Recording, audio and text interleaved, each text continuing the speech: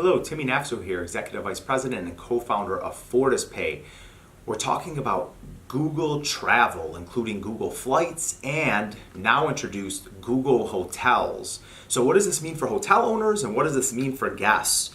Google, the monster company Google, right, that's gathering all this data about all of us, right, now have Google Hotels. Back in October of 2018, we talked about Google Flights and how they're going to start to compete in the travel industry. And now, here they have Google Hotels. Not a whole lot of press around this. Google has kind of stayed under the radar, but guests are actually experiencing this and not totally knowing what's happening, right? Even when you search particular things on Google, how they're listing what's most important, right? Flights, times, trying to book, so on and so forth. That's happening during Google searches. And typically what occurs is people don't directly go to an Airbnb site or a Priceline site. What happens is they Google the site Priceline and then all of the options will come up and you select Priceline based on where it ranks in the Google search. Well, now Google is actually going to be pretty much coming above everybody is what it sounds like, because they have all of the data that's available for you as a guest.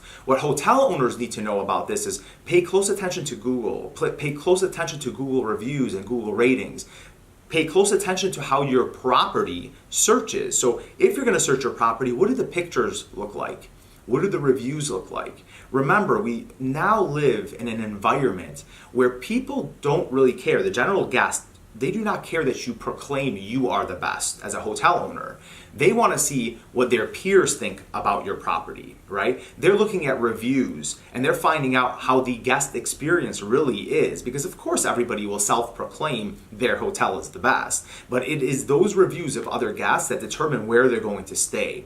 So what Google has done is, with Google Hotels, they're saying not only can you now come and book these hotels with us, Google Flights offered this opportunity to see the best time to travel, right, based on cost and peak times, off-peak times, right? And the same thing is happening now with Google Hotels.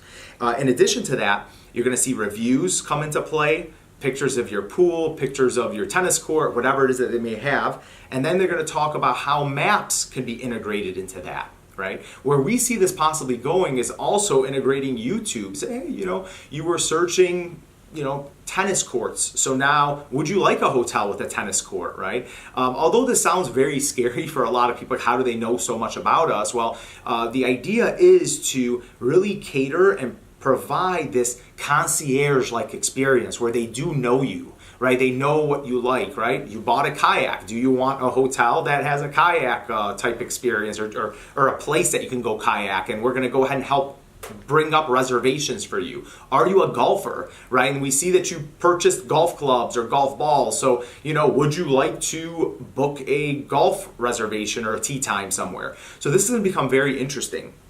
Who should be really scared here, in my opinion? Airbnb.